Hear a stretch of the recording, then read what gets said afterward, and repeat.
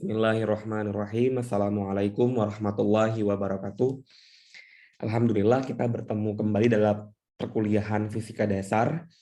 Baik, pada pertemuan ini kita akan lanjut membahas tentang hukum kenal termodinamika, kemudian proses dan kerja.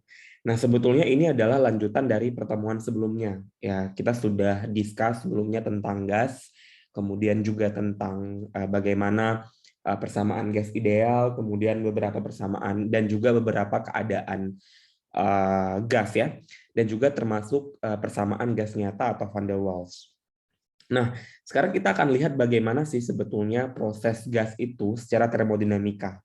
Nah, nanti secara lebih detail, hukum termodinamika ini adalah jumlahnya ada 3. Ada hukum ke-0, hukum ke-1, dan hukum kedua. Nanti teman-teman akan saya ajak untuk berdiskusi mengenai topik ini. Tapi di pertemuan kali ini kita hanya concern di hukum ke-0 termodinamika, kemudian tentang proses termodinamika dan juga kerja. Nah, baik, kita langsung mulai aja. Pertama adalah hukum ke-0 termodinamika. Nah, sebelumnya kita harus paham dulu sebetulnya termodinamika itu apa gitu ya.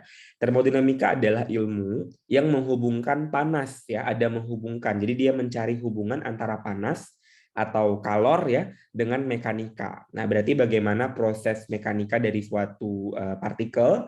Nah, dilihat hubungannya dengan panas atau kalor yang bekerja atau diberikan terhadap partikel tersebut. Nah, sehingga secara umum hukum ke-0 termodinamika itu bisa disebut sebagai kesetimbangan panas. Nah, apa maksud kesetimbangan? Kesetimbangan itu kan berarti panasnya sama. Jadi sebetulnya kalau misalnya ada benda A ya disebut seimbang panasnya dengan benda B ya, atau setimbang panasnya dengan benda B. Kemudian benda B setimbang panasnya dengan benda C. Berarti A, C ya. Artinya A akan sama aja atau seimbang dengan C. Kenapa? Karena benda B kan udah seimbang dengan A. Berarti B sama dengan A, kemudian B sama dengan C. Berarti A sama dengan C, kan gitu ya. Nah, maka kalau dibuat ilustrasinya seperti ini kurang lebih ya teman-teman ya. Jadi kalau kondisi A dan B setimbang termalnya, temperaturnya, yang B dan C juga sama, maka A dan C dapat dibuat sebagai model baru, yaitu kesetimbangan termal antara A dengan C. Karena B-nya kita eliminate. Seperti itu ya. Nah, jadi maksudnya gimana nih sebenarnya, Pak? Jadi kalau kalian punya benda yang suhunya sama, dikatakanlah kalian punya air dingin, kemudian kalian punya air putih, air mineral, sama kalian punya air teh yang udah dingin, yang udah nggak panas lagi maksudnya ya. Nah, itu kan suhunya hampir sama ya. Artinya bahkan suhunya sama, suhu ruang. Berarti kalau benda itu dicampurkan, tidak ada pertukaran panas. Jadi kalian tambahin air mineral ke dalam teh yang udah dingin itu nggak akan ada perubahan apapun. Artinya akan sama saja. Tapi akan beda jika kalian menambahkan air panas ke dalam teh yang sudah dingin. Pasti teh itu jadi panas juga, ya kan? Nah, kenapa? Karena panas itu ditransfer oleh air panas kepada teh. Nah, jadi itu maksudnya kesetimbangan termal. Kalau tidak ada perbedaan suhu atau termalnya, maka disebut keadaan setimbang. Nah, tapi kalau tidak sama suhunya, maka dia akan mencapai kesetimbangan. Nah, ini sudah pernah kita bahas sebelumnya. Misalnya ada benda yang suhunya beda. Katakanlah misalnya ada benda A, kemudian suhunya katakanlah misalnya 50 degree Celcius. Ada benda B, suhunya misalnya 100 degree Celcius. Nah, ketika dekat, kira-kira yang akan transfer energi siapa? B atau A? Siapa yang lebih tinggi suhunya? B. Berarti yang lebih tinggi suhu akan mentransfer ke yang lebih rendah. Maka B akan mentransfer sejumlah kalornya ke A, nanti sampai suhu mereka itu sama. Tercapailah suhu campuran TC. Misalnya suhunya kita katakanlah 70 derajat Celcius misalnya. Ya, tetap suhunya tidak mungkin kurang dari 50. Ya, tetap suhu itu berada di rentang 50 sampai 100 di tengah-tengahnya misalnya gitu ya. Itu ya maksud kesetimbangan termal. Jadi sebenarnya apapun yang terjadi di alam, event itu suhunya beda, tetap mereka akan bekerja sama untuk mencapai suhu yang setimbang atau suhu yang sama. Jadi pada saat 70 ini, suhu A dan B sudah sama-sama 70, sehingga tidak ada lagi transfer energi atau kalor. Oke, kita lanjut. Nah, hukum ke-0 ini sebenarnya landasan bagi pembuatan alat ukur suhu. Nah, kita hari ini tahu ya ada termometer, kemudian ada termometer digital malah hari ini. Ini udah sering kita temukan ya di mana-mana. Sejak pandemi, kita lebih familiar sama termometer digital untuk mengukur suhu tubuh biasanya kan. Nah, jadi sebenarnya skala-skala pada termometer ini sudah disesuaikan dengan benda referensi. Jadi di awal proses kalau alat ukur itu kan dikalibrasi dulu ya, disesuaikan ukurannya. Jadi sebenarnya suhu 50, 40 atau apapun suhunya atau minus 10, minus 20 itu adalah suhu yang sudah dikalibrasi. Nah, skala yang sudah dikalibrasi. Caranya kayak mana? Nah, caranya adalah dengan menggunakan bahan-bahan yang standar. Jadi misalnya bahan standarnya pada suhu 50. Nah, nanti misal kalian ukur suhu tubuh, suhunya adalah 36,8. Maka sebenarnya suhu ini itu sudah sama dengan suhu referensi yang diukur pada saat awal sebelum mengukur suhu tubuh kalian. Jadi sudah ada suhu referensinya. Oh, kalau panas tubuhnya sekitar segini, misalnya kan dia detek kan panas kita kan didekatkan ke tubuh kan. Kayak cuma didekatkan terus dia detect, oh panasnya sekian, terus dia ukur. Oh berarti kalau dengan keadaan suhu sekian, thermalnya sekian, kondisi lingkungan panasnya sekian, maka suhunya 36,8. Nah itu maksudnya. Oh kalau dia detect ternyata lebih dingin tangan kita, maka suhunya bisa lebih rendah, bisa 35 atau 34 kayak gitu. Kalau lebih panas lagi bisa 40 misalnya. Oh, itu bahaya ya. Oke. Sekarang kita lanjut.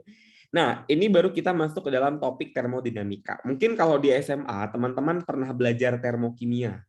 Sebetulnya termodinamika juga pernah belajar di fisika kan. Nah, jadi itu apa ya kita bilang kajiannya tuh hampir sama ya. Bahkan secara general hampir benar-benar sama. Cuma nanti pendekatannya kalau kimia lebih ke reaksi kimia yang ditinjau. Sedangkan kalau di fisika kan lebih ke proses pencampuran fisik misalnya kayak air teh, pembuatan air panas dan sebagainya. Tapi kita lebih condong melihat dari proses kimia nanti ya. Nah, itu. Karena kan reaksi kimia itu melibatkan kalor, artinya kalor dilepas atau diterima. Itu kan proses termodinamika. Artinya ada dinamikanya sehingga bisa ada proses turun atau naiknya kalor atau temperatur, which is ya. Nah, alam semesta itu dibagi jadi dua secara termodinamika. Ada sistem, ada lingkungan. Nah, sistem ini adalah sesuatu yang kita lihat atau kita kaji. Sedangkan lingkungan adalah sesuatu yang berada di luar dari sistem. Ya, ini udah cukup clear lah ya. Kemudian kita lihat, kalau kita bahas satu persatu, misalnya nih, tergantung sudut pandang. Jadi untuk menentukan suhu sistem dan lingkungan itu bergantung sekali sama sudut pandang. Bayangkan kita punya suatu silinder gas, tabung silinder yang berisi gas, ya, berisi gas. Nah, maka kalau kita pandang proses ini hanya sebagai proses pemuaian gas, nah gasnya memuai. Gimana gas memuai? Ya berarti lebih jarang berangkat dari yang agak padat, kemudian dia memuai jadi makin jauh gitu ya, sehingga dia makin besar volumenya. Nah, dalam silinder ini maka sistemnya adalah gas. Maka gas itu disebut sebagai sistem. Nah, sedangkan di luar gas semuanya adalah lingkungan. Ini termasuk tabung silinder ya. Lingkungan itu adalah tabung silindernya dan yang lain-lain di sekitaran ini. Maunya ada kita atau ada udara atau apapun meja dan sebagainya, itu semua adalah lingkungan bagi sistem ini gitu. Lalu kalau kita membahas prosesnya itu dari proses penyerapan dan pelepasan panas, nah ini beda point of view-nya. Dilihat dari proses penyerapan dan pelepasan panas. Maka sistemnya adalah gas dan silinder. Kenapa? Karena penyerapan panas itu kan dari lingkungan. Lingkungan itu di mana? Dari luar tabung lah. Nah, jadi gas artinya gini, lingkungan itu adalah memberikan panas kan dari lingkungan. Nah, lingkungan itu memberikan panas, maka nanti dia menyerap kalor atau dia melepas panas ke lingkungan misalnya atau menyerap panas. Beda ya. Kalau melepas panas juga begitu prosesnya. Nah, kalau dalam sistem cara pandang seperti ini, maka yang menjadi sistem adalah gas dan tabung-tabungnya. Sedangkan lingkungan adalah udara sekitar itu. Atau kita juga termasuk lingkungan yang mengamati itu. Nah, itu. Jadi tergantung point of view-nya. Jadi seandainya teman-teman nanti melihat reaksi kimia misalnya ya, kita ambil contoh, misalnya saya buat satu slide baru sebentar. Misal saya tambah slide-nya. Wait.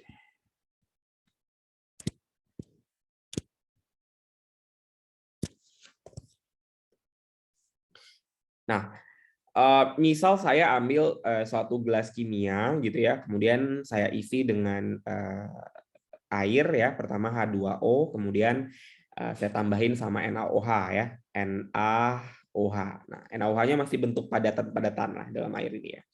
Nah, maka ketika ini belum larut, artinya masih dipandang sistemnya adalah pelarutan NaOH ya. Kalau sistemnya ada, kalau kita pandang sebagai proses pelarutan NaOH, maka yang menjadi sistemnya adalah kristal NaOH. Nah, kristal NaOH.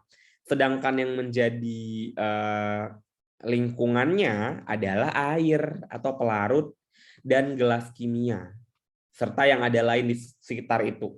Itu kalau dipandang sebagai pelarutan NaOH. Tapi kalau seandainya udah jadi larutan, nah katakanlah udah jadi larutan, ini adalah larutan NaOH 0,1 molar. Maka sistemnya adalah apa? Ya, sistemnya adalah larutan itu, larutan NaOH itu. Sedangkan lingkungannya adalah gelas dan lain-lain. Jadi beda, tergantung apa yang diamati. Paham ya? Jadi sistem itu sangat bergantung dari apa yang kita amati. Ya. Dan proses termodinamika. Prosesnya adalah peristiwa di mana terjadi perubahan keadaan gas dari suatu keadaan awal ke keadaan akhir. Namanya juga proses ya. Berarti ada interval, ada perubahan ya. Kemudian misalkan mula-mula gas itu variabelnya apa kemarin kita belajar di hukum-hukum gas kayak P1, V1 dan T1 keadaan awal. Jadi dinyatakan dalam variabel tekanan, kemudian volume dan temperatur. Nah, pada saat dia sudah melalui proses, maka nanti keadaan akhir disebutnya sebagai P2, V2 dan T2. Nah, artinya kalau sudah berubah, maka disebutnya sudah melalui suatu proses. Nah, prosesnya terjadi secara termodinamika. Nanti kita lihat bagaimana thermodynamically process of the gases ya.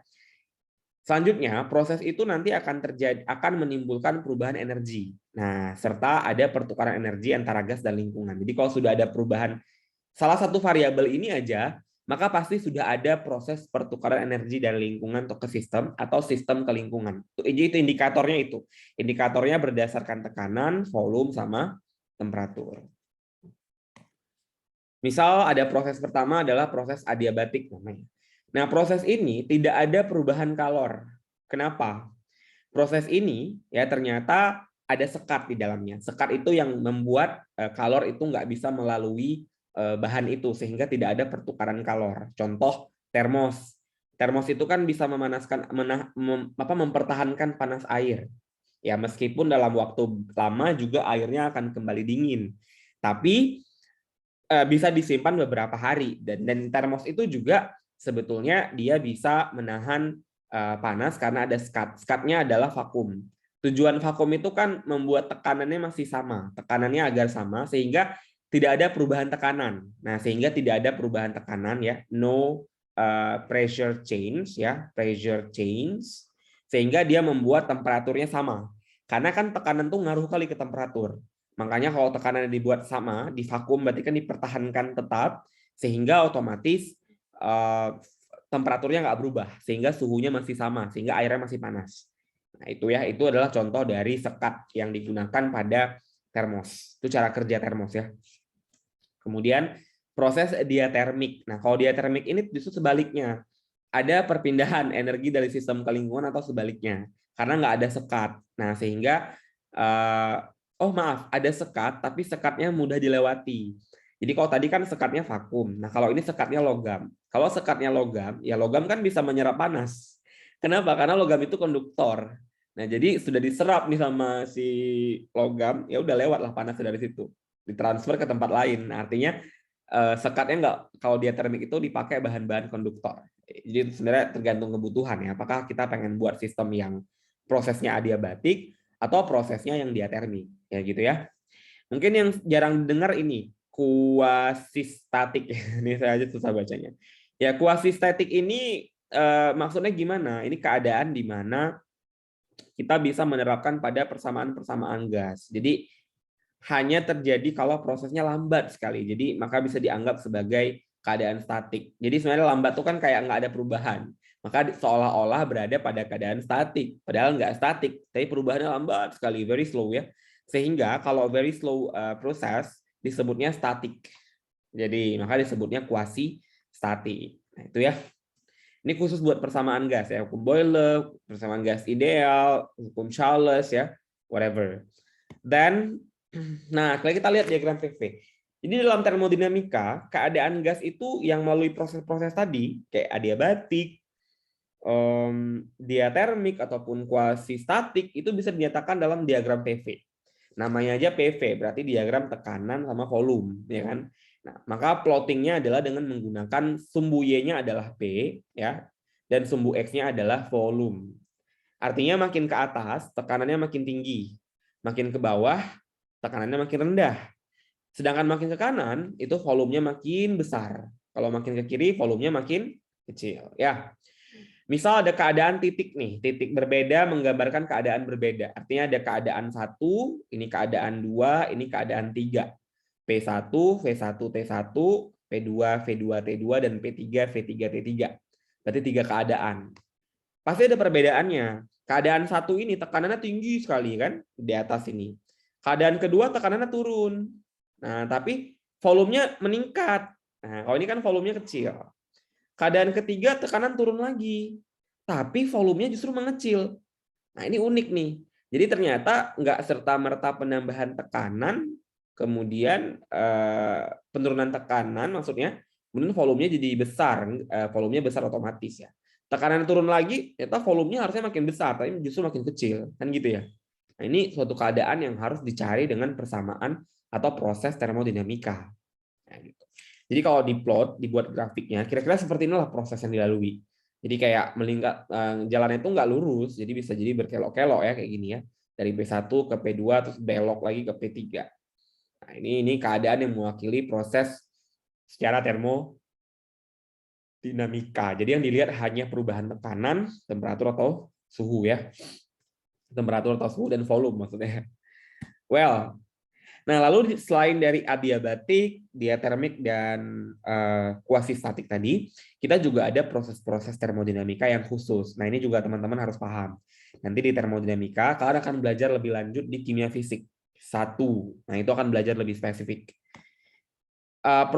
Proses isokorik. Nah, proses isokorik itu adalah proses yang berlangsung pada volume tetap. Ingat, iso itu sama artinya. Korik itu volume. Jadi volumenya sama. Nah, lihat nih, kalau volumenya sama, perhatikan, yang berubah hanya tekanan. Ini dari P1 ke P2, berarti kan P-nya turun. Ya kan? P1-nya lebih tinggi, P2 lebih rendah, kan sesuai dengan ini. Nah, artinya volumenya sama, nggak berubah, tetap. Atau dari P2 ke P1 ke P2 naikkan. Volumenya tetap juga di sini, nggak berubah. Yang berubah hanya tekanannya saja. Ini dua sistem berbeda ya, partikelnya beda. Nah, ini disebut isokorik. Kemudian keadaan kedua isobarik. Nah, iso itu tak sama. Bar itu kan satuan dari tekanan. Nah, jadi barik tekanannya yang tetap. Nah, kalau tekanan tetap berarti volumenya yang berubah. Ini kan masih pakai diagram PV tadi. Volumenya berubah kan dari P1 mari mengurangi volume. Kemudian kalau yang satu lagi yang atas menambah volume ya. Tekanannya sama nggak berubah. Ini kan tekanan 1, ini tekanan 2. Tetap di line yang sama kan. Nah, gitu. Kemudian isotermal. Nah, termal itu artinya apa? Suhu. Iso sama, berarti suhunya yang tetap. Nah, proses ini contohnya adalah di mana kita punya wadah logam, prosesnya berlangsung dalam wadah logam di mana wadah tersebut dicelupkan air yang volumenya sangat besar. Jadi ada wadah logam, kemudian kita isi air banyak sekali dalam wadah itu. Nah, karena volume airnya terlalu besar, maka proses berlangsungnya suhu air itu dianggap konstan. Sehingga suhu gas dalam wadah dianggap konstan gini maksudnya. Karena volume airnya gede sekali, besar sekali. Jadi panas yang diberikan oleh wadah itu jadi kayak nggak berfungsi karena terlalu besar wadahnya. Karena terlalu besar volumenya. Karena kan lama dia merambat panasnya. Maka dianggap panasnya tetap. Kayak gitu. Itu proses isotermal ya. Ini kurvanya. Jadi dia tuh misalnya dari P1 ke T1 P-nya turun ya, volumenya juga turun, sehingga temperaturnya juga turun. Kemudian kalau P3 ke P4 juga sama ya, itu prosesnya. Jadi dua-dua berubah, P berubah, V berubah, maka otomatis suhu akan ikut berubah. Jadi yang diubah itu sebenarnya P sama volumenya aja, kemudian temperaturnya serta-merta ikut berubah. Karena gini, karena kalau sudah kedua variabelnya itu tidak tetap, ya, tidak tetap, maka T tidak mungkin tetap. Jadi T juga otomatis jadi tidak tetap karena sulit sekali. Nah, itu yang terjadi ya. Maka sebenarnya ini proses yang bisa terjadi antara dua kondisi. Kan tadi dibilang suhunya tetap ya, tapi pada kondisi kurva ini kita lihat suhunya sebenarnya saya keliru ya, maaf. Maksudnya kalau P dan V tidak tetap, maka suhunya tetap, maaf. Jadi itu yang terjadi. Sebenarnya T-nya itu nggak berubah, karena kan ini nggak ada T di sini. Variabel T itu nggak masuk kurva ini. Ya. Cuma di sini yang dibandingkan tuh kurva kanan sama kurva kiri. Kurva kanan ya lebih tinggi temperaturnya ya. Karena kan ini lebih tinggi titik-titik. Karena P dan V-nya lebih tinggi juga. Dan P-nya lebih tinggi yang pertama. Kemudian volume lebih besar, sehingga temperaturnya makin besar juga. Kemudian kita lihat kerja. Kerja ini apa? Jadi misalnya gas tadi sudah melalui proses termodinamika, adiabatik, isokorik, bla bla bla itu semua. Dia melakukan suatu kerjaan. Jadi dia punya kerjaan lah gitu ya. Jadi misalnya gas dalam suatu wadah, kita sebut wadah misalnya piston, ini kan gambar piston ya, piston gas. Memiliki tekanan P. Maka gas tersebut itu akan melakukan gaya dorong ke semua bagian. Jadi misalnya gas ini, dia mendorong ke sini didorong semua. Kenapa bisa dorong? Karena dia punya energi translasi. Dia mendorong ke segala arah sebesar P. Nah, karena bagian wadah tersebut mendapatkan gaya, karena ada bagian wadah yang mendapatkan gaya, maka ada perpindahan bagian wadah. Nah, jadi otomatis bagian wadah itu akan mengalami perpindahan. Perpindahan itu kayak mana? Jadi saya udah bilang minggu lalu kan, kayak saya jelasin. Kalau misalnya ada bola tenis, saya pernah contohin. Jadi misalnya ada raket. Sebenarnya raket itu ketika memukul bola, itu bagian ujungnya itu sedikit melonjong seperti ini. Cuma nanti balik lagi lurus dia kawatnya. Jadi bukan net, jaring yang ada di raket itu sebetulnya ketika menabrak bola dia melengkung, tapi ketika itu kan balik lagi. Nah itu juga wadah bagian ini ketika ditabrak oleh gas, sebenarnya dia akan melengkung sedikit, tapi kemudian balik lagi. Itu keadaannya sesaat. Karena kan nggak mungkin sesuatu dikenai gaya dia nggak bergetar, pasti ada getaran. Dan getaran itu bisa menyebabkan berubah bentuknya, orientasinya berubah. Nah sehingga disitulah wadah itu menunjukkan adanya kerja yang dibuat sama gas. Jadi gas itu bekerja ke wadah, kayak mukul, menabrak. Kan gas itu bekerja berarti. Nah ternyata ketika tekanan dinaikkan, ini kan diberi tekanan ya, P-nya itu dinaikkan, ditekan, maka yang berubah kan volumenya. Nah, perubahan ini kan dari keadaan awalnya ini X1 menjadi X2, maka perubahannya sebesar delta X. Perubahan apa? Perubahan volume. Jadi delta X ini adalah perubahan volume. Gitu ya. Nah, jadi perubahannya sebesar delta X. Awalnya kan gaya gas pada piston, gas yang tadi menabrak piston itu kan sebenarnya gayanya kan F sama dengan P kali A, tekanan kali luas penampang. Gaya kan? Masih ingat kan? P sama dengan F per A. Berarti F, P kali A. Lalu yang dikerjakan oleh piston, karena tadi berubah jaraknya, maka delta, perubahan kerja. Jadi kerjanya beda, ada perubahan. Delta W sama dengan F delta X. Jadi F dikali sama delta X. Maksudnya apa? F itu adalah P, ya kan? P kali A tadi kan? P kali A delta X. Nah, karena delta X itu sama dengan delta V, kan perubahan volume tadi. Jadi delta X kita ganti sama delta V. Maka persamaannya jadi P delta V. Kenapa A-nya hilang? Luas penampang itu nggak ngaruh untuk gas. Karena dia hanya menabrak segala macam dinding yang berada di sekitarnya. Tergantung volume benda itu. Maka dilihatnya langsung dari W, delta W sama dengan P kali delta V. Itulah persamaan kerja awalnya. Nah ini keadaan ini disebut-sebut kalau sistem itu melakukan kerja terhadap lingkungan. Tadi kan gas itu sistem ya. Kan gas itu sistem, lingkungannya kan wadahnya. Jadi kalau dia menabrak wadah, berarti sistem melakukan kerja ke lingkungan. Maka inilah persamaan kalau kerja itu dilakukan oleh sistem ke lingkungan. Tapi ingat, dalam perjanjiannya, ya, Ternyata dalam termodinamika kita tidak melihat dari sistem, kita lihat dari lingkungan. Kenapa? Karena yang bisa kita rasakan lingkungan, panas dingin itu kan lingkungan. Sistem nggak bisa kita ukur panasnya. Jadi kenapa dibilang entalpi itu kan nggak bisa dilihat, nggak bisa diukur. Tapi yang bisa dihitung hanya perubahan entalpinya. Kenapa? Karena yang dilihat perubahan lingkungannya. Lingkungan itu kan yang bisa kita sentuh. Sistem itu sesuatu yang nggak bisa kita lihat perubahannya. Nah, jadi perubahan suhu lingkungan lah yang bisa menunjukkan adanya suatu reaksi. Misal teman-teman mereaksikan HCl sama NaOH. Kan teman-teman bisa rasakan gelasnya lebih panas. Kenapa? Lingkungan kan yang rasain.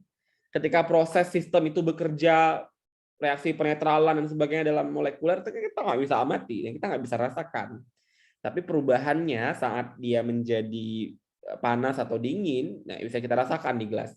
Maka dilihat dari lingkungan. Maka kita ingat ya perjanjiannya bahwa dalam termodinamika yang diamati itu bukan kerja sistem ke lingkungan, tapi kerja lingkungan ke sistem. Maka dibalik. Karena kan harusnya sistem melakukan kerja ke lingkungan. Karena dibalik, tandanya negatif. Makanya min P delta V. Paham ya? Ini adalah proses yang sangat ideal. Artinya ketika ada proses yang sangat rapi seperti ini, koordinatnya jelas. Keadaan awal, ini masih diagram PV ya, keadaan akhir. Nah, jarak dari P ke PA ke PB atau V1 ke V2, ini VA lah ya, VA ke VB. Maka seluruh wilayah di bawahnya itu adalah luas area ini semuanya menunjukkan besarnya kerja yang dilakukan oleh lingkungan ke sistem. Berarti kalau ini kan bentuknya trapesium, tinggal hitung aja luas trapesiumnya berapa, itulah besar kerjanya. Kalian cari ya luas trapesium itu kayak mana.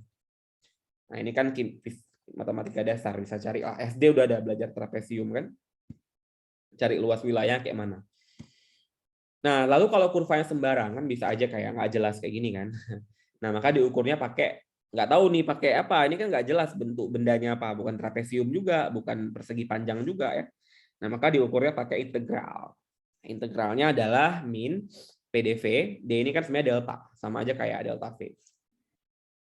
Dikasih batas dari VA ke VB. Nah, itu batasnya. Jadi yang divariasikan tuh V sebenarnya. Nah, V-nya ya, volumenya. Kita lihat bagaimana prosesnya. Ini contoh ya, langsung aja contoh lebih mudah. Sebanyak 1,5 mol gas dalam wadah mengalami pemuaian isobarik. Nah, isobarik itu yang sama apa? Tekanan. Tekanannya tetap. Yang lain berubah, berarti volumenya berubah. Tekanannya sekian, berarti tekanannya sama. Suhu awal gasnya adalah 300. Berarti ini T1, suhu keduanya adalah T2. Berapakah usaha? Nah, usaha itu W ya. Apa rumus W tadi? W sama dengan min P delta P. Namanya delta. Delta itu kan perubahan dari keadaan akhir kurang keadaan awal. Ya. Nah, kalau kita gambarkan kurvanya seperti inilah kurang lebih. Tekanannya nggak berubah, maka digaris ke kanan karena volumenya berubah. Nah, jadi kalau tekanan nggak berubah, volume harus berubah. Kalau dua-dua nggak berubah, aneh juga ya. Jadi kita gambar ke kanan garis. Anggaplah ini V1, ini V2 ya harusnya. Tekanannya segini. Ya dalam Pascal ya kebetulan tadi. Maka luas wilayah ini adalah besarnya usaha ya atau kerja. Nah, untuk menghitungnya kita hitung dulu volume pada masing-masing suhu itu. Kalau udah pada suhu 30, cari volume gas kan pakai persamaan gas ideal ya. nRT per P. Ya. Ini dihitung N-nya sekian, R-nya pakai 8,314 kali 300 per sekian. Dapat sekian meter pangkat 3. Ya. Kemudian kalau di sini hitung lagi nRT pakai T2 sekarang ya. Dibagi tekanan dapatnya sekian. Betul ya, volumenya berubah kan? Berarti V2 lebih besar daripada V1. Kalau dapatnya lebih kecil tuh aneh ya. Maka tinggal dimasukkan min P, P-nya sekian kali volume, perubahan volumenya dapatnya sekian joule. Nanti diubah ke dalam satuan joule ya. Nah, ini kan dapatlah ini kali ini jawabannya maaf ini dikali jawabannya dalam joule gitu maksudnya. Sudah kurang lebih seperti itu teman-teman. Untuk pertemuan ini nggak ada tugas, tapi saya harap kalian bisa mereview materinya dengan baik karena nanti pertemuan berikutnya kita akan bahas hukum ke-1 dan hukum kedua termodinamika. Nah, setelah itu kita mungkin akan kuis dan akan ujian. Nah, seperti itu. Terima kasih banyak atas perhatiannya, udah nonton video sampai di akhir video ini ya. Baik, saya akhiri presentasi ini. Assalamualaikum warahmatullahi wabarakatuh.